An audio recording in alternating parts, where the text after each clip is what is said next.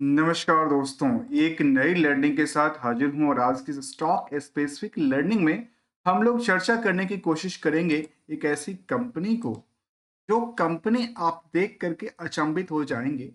जो कारोबार है, स्टॉक का परफॉर्मेंस लेवल है, आपस में क्या तालमेल बिठा पाता है, नहीं कर पाता है, मार्केट की पोटेंशियल क्रिएट कर पाती है या कुछ और डायरेक्शन की बात तो नहीं करती।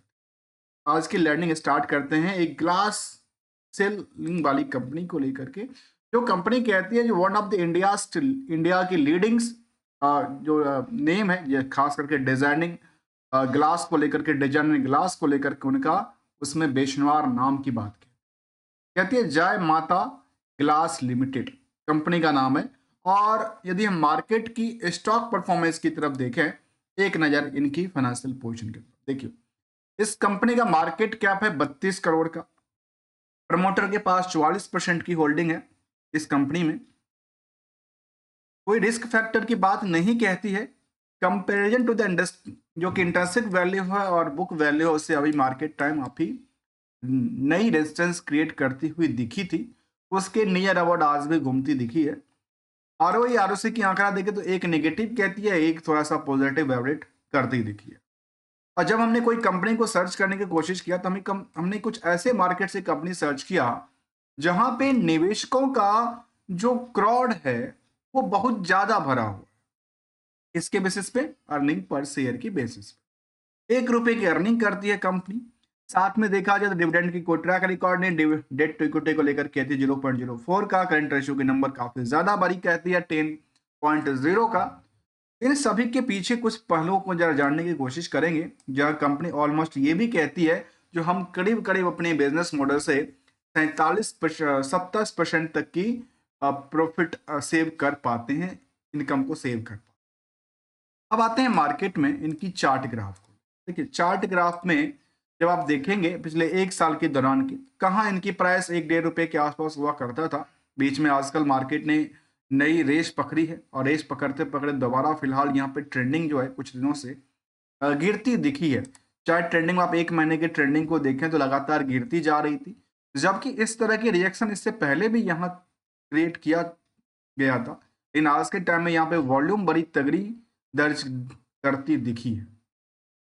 इनकी फाइनेंशियल पोजीशन की तरफ देखें तो ये कह सकते हैं कि अभी ईयर एंड ईयर बेसिस के मुताबिक कंपनी का खुद का कोई सेल वर्थ ज़्यादा था नहीं। 43 लाख के आसपास सेल की बात कहती है। साथ में 43 लाख के सेल में कंपनी करीब 13 लाख की प्रॉफिट भी बनाती है। इससे पहले की यदि ट्रेंडिंग देखा है तो वही नियर अबाउट 46 था, पर भले 32 था, कभी 44 था, तो मतलब करोड़ों का टर्नओवर अभी तक पहुंचा नहीं कंपनी। क्वार्टरली डेटाबेस कहता है जो इनके पास करीब 10-11 लाख के आसपास की प्रॉफिट की बात दर्ज करती दिखी है।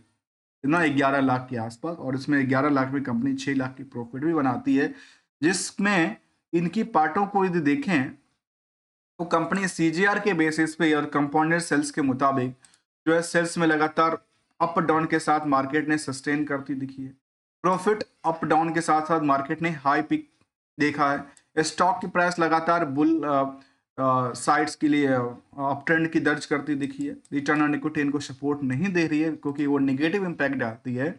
तो कंपनी में यदि पीयर्स को कंपेयर करते हैं जो कि इसी सेगमेंट की कंपनियां हैं, इसी सेक्टर की कंपनियां, चाहे वो ग्लास सेल का बात करें और खास करके उसको ट्रेडिंग वाली कंपनी के तौर पे रखा जाए, तो यहाँ तो वेबसाइट्स के मुताबिक जो डिजाइनर का कामकाज करती है, लेकिन यहाँ पे इसको ट्रेडिंग के अंदर रखा गया।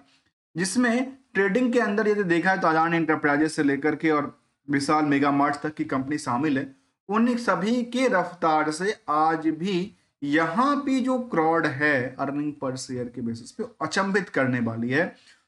अर्निंग पर शेयर यदि 1 रुपये कमाती है तो उसके मुकाबले मार्केट में 247 गुने की भीड़ इस मार्केट में इस स्टॉक को खरीदने के लिए आज भी जमी है। जिसमें आज भी ये स्टॉक की प्राइस करीब 3 रुपए के आसपास का आंकड़ा देती है। और निवेशकों का इंटरेस्ट इसमें ये जाहिर करता है कि कंपनी में कोई एफआई डीआई की कोई भूमिका नहीं था। कभी डीआई की भूमिका हुआ करता था, आजकल कोई भी दर्ज नहीं दिखती है। ऑलमोस्ट यदि पब्लिक होल्डिंग में देखा जाए तो करीब 58-55% की आसपास की होल्डिंग की बातें कहती है। और कह सकते हैं कि 30 से लेकर के 40 हजार के आसपास के निवेशकों का यहाँ पे इंटरेस्ट से जुड़ा हुआ है, जिसका मार्केट कैप कितना था, केवल और केवल 32 करोड़।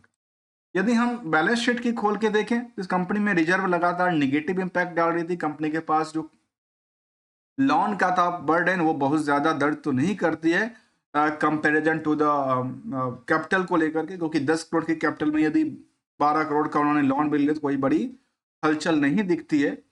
लेकिन आखिर ये 10 करोड़ जो पैसा लिया था वो, दूसरी बात किया जाए यदि उन्होंने रिजर्व नेगेटिव करे तो फिर आखिर ये सारे पैसा गया कहाँ, ये सारे पैसे गए कहाँ, क्या कंपनी ने कुछ प्रोडक्टिविटीज में यूज किया? तो यहाँ पे देखने को लगती है कि कंपनी शायद, ये ट्रेडिंग कंपनी है, ट्रेडिंग कंपनी में मेन क्या होता है, प्रोडक्ट को बेचना, खरीदना।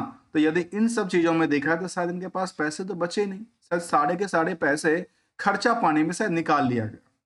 यहाँ पे देखा गया करीब केवल और केवल 1 लाख की फिक्स एसेट्स पड़ी हुई है। उसमें क्या होगा, table, computer, laptop, mobile, lands, building तो होगी नहीं 1 लाख रुपए में।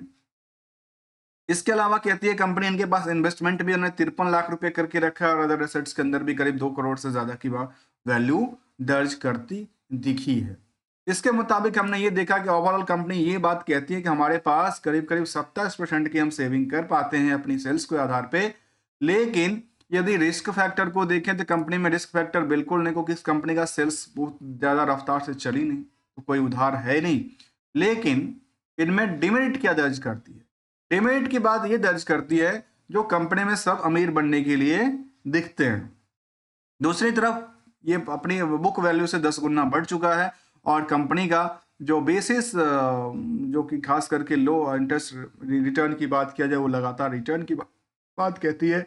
ऑलमोस्ट ये तो दर्ज करते हैं कि कंपनी डेट्स फ्री के कगार पे है, तो ये एक आंकड़ा समझ में आती है। लेकिन बैलेंस शीट के मुताबिक जो हमने देखा वो कहता है कि शायद ज़्यादातर जो फंड था उसको उन्होंने कहाँ पे यूज़ किया, उन्होंने खर्चा पाने में यूज करके, यूटिलाइज करके उसको कदम बदम कर दिया।